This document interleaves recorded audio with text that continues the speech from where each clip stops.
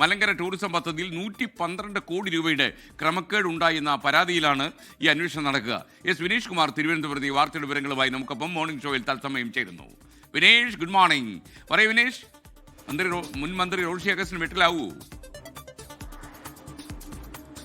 Very good morning. എന്തായാലും UDF-ലേക്ക് അധികാരം വന്നതിൻ്റെ ഒരു അലയൊലി ഇപ്പോഴാണ് പ്രകടമായി തുടങ്ങിയിട്ടുള്ളത്. UDF പണി തുടങ്ങി എന്ന് തന്നെ നമുക്ക് പറയേണ്ടിയിരിക്കുന്നു. കാരണം റോഷി അഗസ്റ്റിനെതിരെയാണ് ഇപ്പോൾ വിജിലൻസ് അന്വേഷണം പ്രഖ്യാപിച്ചിട്ടുള്ളത്.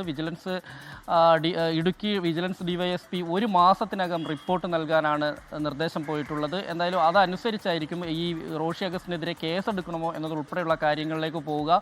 112 കോടിയുടെ അഴിമതിയാണ് ഇതിനകത്ത് ആരോപിക്കുന്നത്. ഇതിൽ കോൺഗ്രസ് പ്രവർത്തകനായ ബേബി ജോസഫ് വണ്ടനാനിയാണ് പരാതി നൽകിയിട്ടുള്ളത്.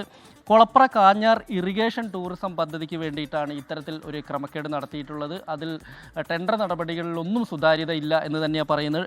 അതിൽ എടുത്തു പറയേണ്ട ഒരു കാര്യം, ഈ ഒരു പൊതുജലാശയം, നമ്മുടെ പൊതു സ്വത്തായ ഒരു ജലാശയം ഈ ടൂറിസം പദ്ധതിക്ക് വേണ്ടി വിട്ടുകൊടുക്കുകയാണ് ചെയ്യുന്നത്. ഇതിൽ സർക്കാരിനുള്ള ലാഭം കേവലം 3.5% മാത്രമാണ്. ബാക്കി 96% സ്വകാര്യ ഏജൻസിക്ക് നൽകി എന്നുള്ളതാണ് റോഷി അഗസ്റ്റിൻ നേരിടുന്ന ഏറ്റവും വലിയ പ്രശ്നം.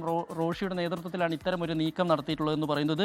കോഴിക്കോട് കേന്ദ്രീകരിച്ചുള്ള ഒരു FSIT redefine destinations private limited എന്ന കമ്പനിക്ക് മാത്രം റീടെൻഡർ നടത്താതെ നൽകി എന്നുള്ളതാണ് ഇതിനകത്ത് എടുത്തു പറയേണ്ട കാര്യം.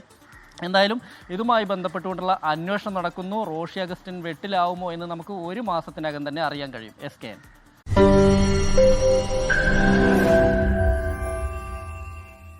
ലോകത്തെവിടെയായാലും ഏത് സമയത്തും 24 വാർത്തകളും ഓഗ്മെന്റഡ് റിയാലിറ്റി പാക്കേജുകളും എക്സ്പ്ലെയിനറുകളും വിശദമായി കാണാൻ ഞങ്ങളുടെ YouTube ചാനൽ നിങ്ങൾക്ക് സബ്സ്ക്രൈബ് ചെയ്യാം.